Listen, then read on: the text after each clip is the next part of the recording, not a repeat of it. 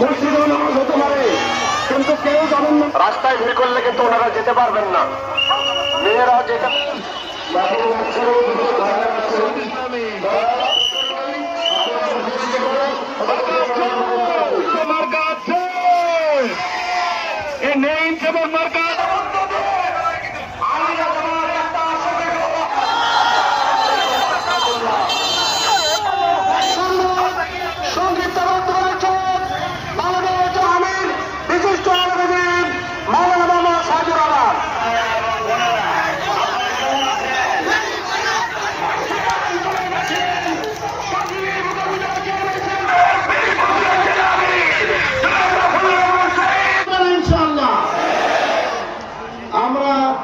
এই জয়পুরহাট একটা অবহেলিত রাস্তাঘাটের সংস্কার করতে পারেনি, বিল্ডিং পাইনি, এগুলি অগ্রাধিকারের ভিত্তিতে আমরা সমাধান করি।